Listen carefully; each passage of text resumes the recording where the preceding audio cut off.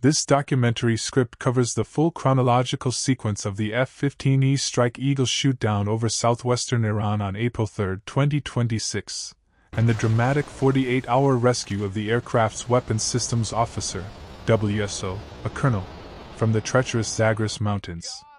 The operation involved U.S. Special Operations Forces, CIA deception campaigns, elite Air Force Pararescuemen, and a fierce firefight against IRGC and Basij militia forces. An F-15E Strike Eagle from the 494th Fighter Squadron, 48th Fighter Wing, RAF Lakenheath, England, was shot down over southwestern Iran, specifically in Kahramanmahal and Bakhtiari province, while conducting a deep strike mission. Iran claimed the jet was brought down by a new advanced air defense system. Both the pilot and the weapons systems officer, WSO, ejected. They were separated on the ground, lost contact with each other, but both made encrypted radio contact with USA Command and activated emergency location beacons, CCL. A pilot was rescued on Friday, April 3.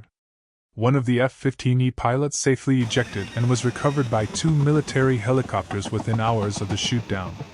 During the recovery, a U.S. chopper carrying the rescued pilot was struck by small arms fire, wounding crew members on board, but the helicopter landed safely.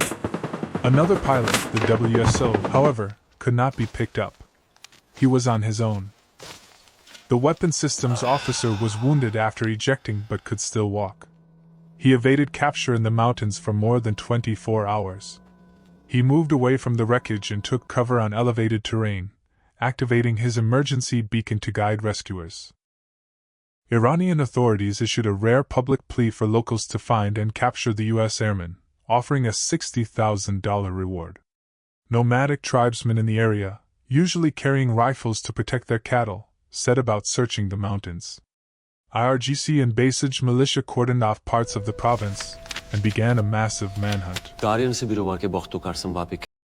While the weapons system officer hid in a mountain crevice, the CIA launched a sophisticated deception campaign. Operatives spread false information inside Iran that U.S. forces had already found the weapons system officer and were attempting a ground exfiltration, possibly ending in a coastal maritime exit near the Persian Gulf. This diverted Iranian security units away from the actual crash site location.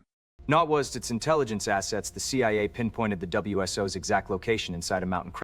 Simultaneously, the CIA facilitated an unconventional assisted recovery, contacting local civilians willing to shelter or assist U.S. forces. Using its intelligence assets, the CIA pinpointed the weapons system officer's exact location inside a mountain crevice and relayed the coordinates to the Pentagon and the White House in real time. President Trump ordered an immediate rescue mission. Late Saturday night, April 4th, a Special Operations Ground Force was inserted into a location near the WSO's hide site, not far from Kola Ghazi National Park. Two MC-130J Commando II aircraft landed at a forward operating base inside Iran, along with four MH-6 Little Bird helicopters. The rescue force included elite U.S. Air Force Pararescuemen, PJs, backed by a specialized commando unit with massive air cover overhead. Dozens of aircraft, fighters, surveillance jets, drones circled the airspace, armed with some of the most lethal weapons in the U.S. arsenal. As the rescue force moved toward the WSO, a massive firefight erupted at the extraction site. IRGC soldiers, Basij militia, and armed nomadic tribesmen opened fire on the U.S. helicopters. BBC verified footage showed Iranian men firing rifles at U.S. Black Hawk helicopters. Two HH-60W Jolly Green II CSR helicopters were hit by enemy fire, injuring several crew members. U.S. forces unleashed a hail of heavy fire in return, keeping Iranian units at bay. Air Force Pararescuemen and Special Operations soldiers fought with everything they had, so that others may live, the motto of the PJs. MH-6 Little Bird helicopters ferried U.S. personnel from the landing strip to the mountainous area where the WSO was hiding. One MH-6 flew directly to the mountain ridge to bring the airmen back to the extraction point. Then chaos.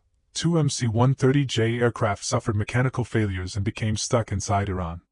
U.S. forces deliberately destroyed both aircraft with explosives to prevent them from falling into Iranian hands. 4 MH-6 Little Birds were also intentionally destroyed.